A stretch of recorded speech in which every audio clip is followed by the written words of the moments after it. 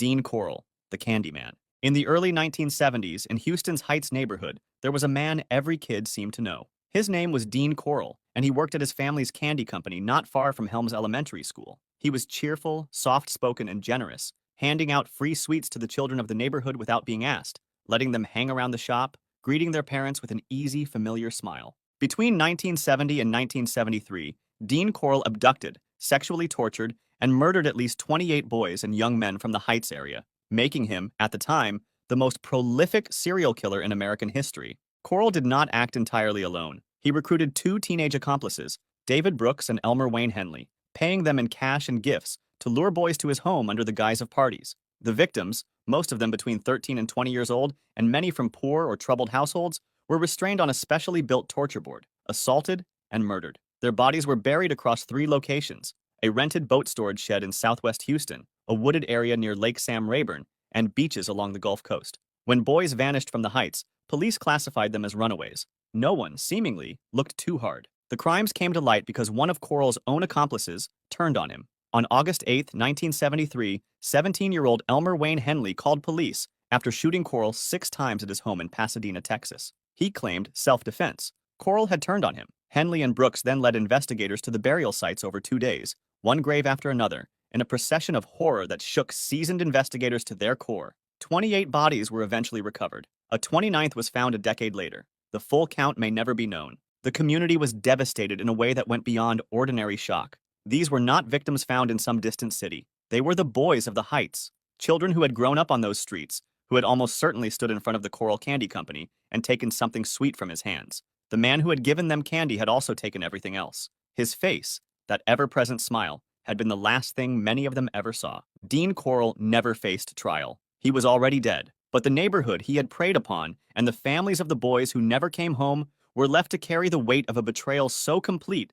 Andrew Cunanan, the socialite. In the early 1990s, if you moved in the wealthy social circles of San Francisco, you almost certainly knew Andrew Cunanan, or at least knew of him. He was impossible to miss. Devastatingly charming, effortlessly witty, and possessed of a reported IQ of 147, Cunanan had attended the prestigious Bishop's School in La Jolla, California on scholarship, where classmates voted him least likely to be forgotten. He spoke multiple languages fluently. He had read the entire encyclopedia by age 10, reportedly, and could hold a conversation on almost any subject at any dinner table in any city. His yearbook quote read, "Après moi, le déluge." After me, the flood. By the time he landed in San Francisco, Cunanan had learned something about himself. Wealth was a language he spoke better than almost anyone, even without any of his own. He cultivated relationships with wealthy older men who funded his lifestyle: sports cars, European trips, designer clothing, in exchange for his company and charm. He was not a kept secret. He was a fixture, invited everywhere, known, liked, and admired by people who had every reason to be selective. He told people his father was an Israeli millionaire. He told people he had connections. He told people many things, and most believed him, because he always knew exactly what to say. On April 27, 1997, he killed his first victim, his friend Jeffrey Trail, in Minneapolis, Minnesota. Days later, he killed his former boyfriend, David Madsen. Then Chicago real estate developer Lee Miglin was found dead in his garage, his body showing signs of prolonged and deliberate torture. Cunanan needed a vehicle and killed cemetery caretaker William Reese in New Jersey for his truck. He was placed on the FBI's 10 most wanted list. And yet on the morning of July 15, 1997, Gianni Versace, one of the most famous fashion designers in the world, walked home from a cafe to his Miami Beach mansion on Ocean Drive, and a man with a pistol approached him on the front steps and shot him twice in the back of the head. Witnesses gave chase. He disappeared. 8 days later, Cunanan was found dead on a Miami houseboat from a self-inflicted gunshot wound. He had killed 5 people across 4 states in 3 months. No definitive motive was ever established. He left no note. The FBI found almost nothing among his belongings. He became the man who had spent his life chasing fame and admiration, only to draw his last breath forgotten on a stranger's boat. And the flood he had promised came only for the people unlucky enough to get close to him.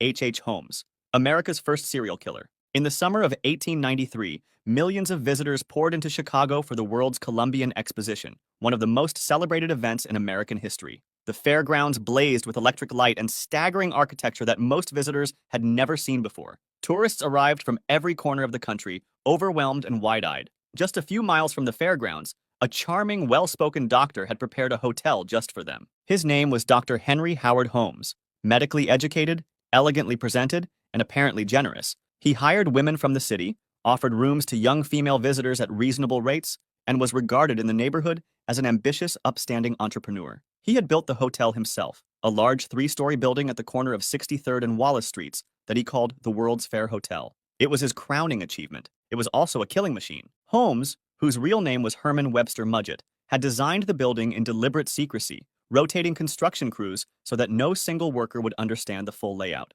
Inside, the hotel was a maze of airtight, soundproofed rooms fitted with gas jets he could control from his private office. There were trapdoors, hidden stairways leading nowhere, a chute from the upper floors directly to the basement, and in that basement, a dissection table, a kiln large enough to incinerate a human body, and vats of acid. He sold his victims' skeletons to medical schools for profit. He targeted young women new to the city, employees, guests, fiancés, seduced them, had them sign over insurance policies or transfer their assets, and then they vanished. No one came looking because no one knew where to look. Holmes left Chicago after the fair ended in 1893, still running schemes across multiple states. He was finally caught in 1894, not for murder, but for insurance fraud. He had conspired with his associate Benjamin Pitezel to fake Pitezel's death and claim a $10,000 insurance payout, then killed Pitezel for real and murdered 3 of his children to cover his tracks.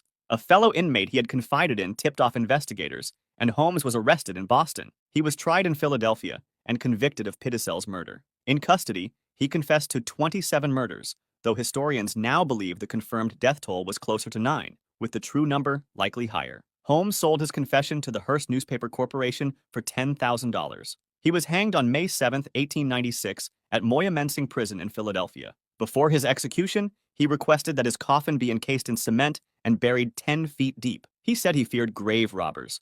Many have speculated it was the final act of a man who had spent his entire life making people disappear, wanting, at the end, to disappear himself. The World's Fair Hotel burned to the ground in 1895.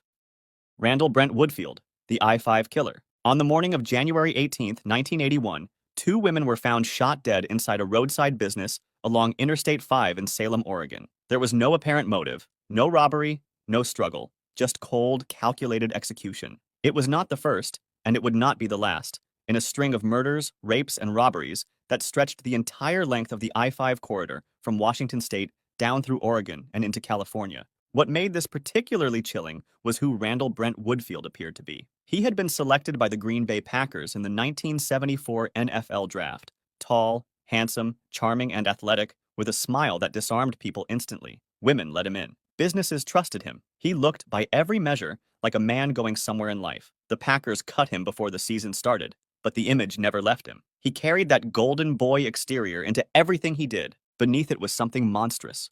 Woodfield would approach victims at their workplaces, often posing as someone with legitimate business before attacking them. His crimes were deeply personal and savage. Investigators linked him to at least 44 sexual assaults and multiple murders across 3 states. The sheer geographic spread made him nearly impossible to catch, until forensic evidence and witness descriptions began converging on one man. He was arrested in March 1981. What sealed his fate was a combination of bite mark evidence, physical forensics, and witness identifications.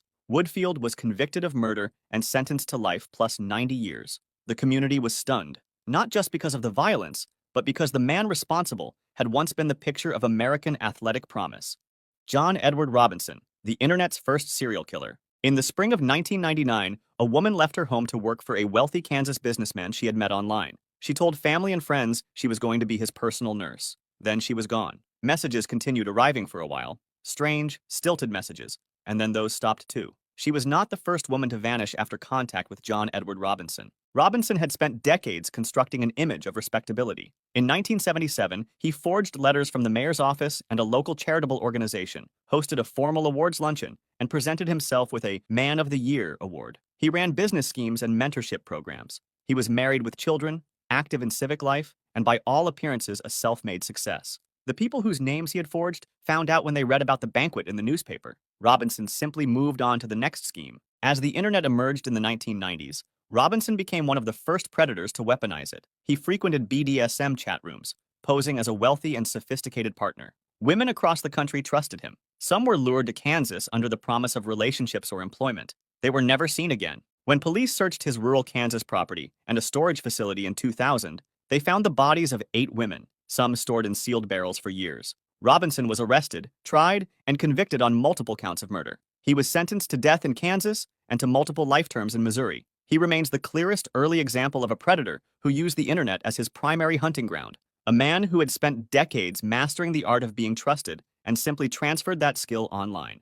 Colonel Russell Williams, the man who flew the Queen. On the morning of July 23, 2009, Colonel Russell Williams of the Royal Canadian Air Force was formally appointed Commanding Officer of Canadian Forces Base Trenton, the largest and most strategically vital air installation in the country. He was immaculate, respected by every superior who had ever assessed him. He had flown Canadian prime ministers across the country. He had piloted the VIP aircraft carrying Queen Elizabeth II during her 2005 royal visit. He was, by any measure, the model of military excellence. Within weeks of his appointment, he broke into a neighbor's home and stole underwear from her bedroom drawer. Williams had begun his crimes in September 2007, nearly 2 years before his promotion, breaking into homes in the rural community of Tweed, Ontario, photographing himself in stolen lingerie belonging to women and young girls. He was methodical and entirely undetected. He was, after all, a man whose professional life required complete mastery of operational security. In November 2009, Corporal Marie-France Comeau, a 37-year-old woman who served directly under Williams's command at CFB Trenton,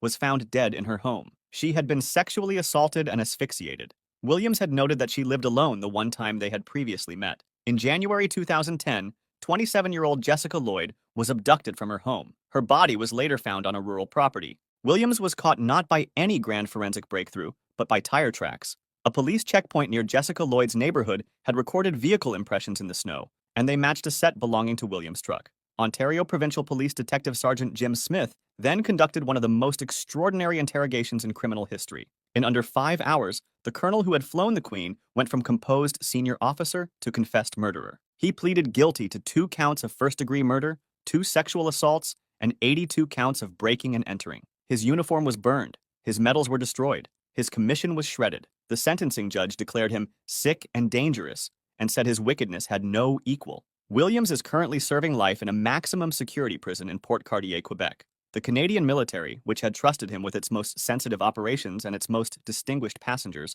was left to explain how a predator had risen, unchallenged, to the very top of its ranks.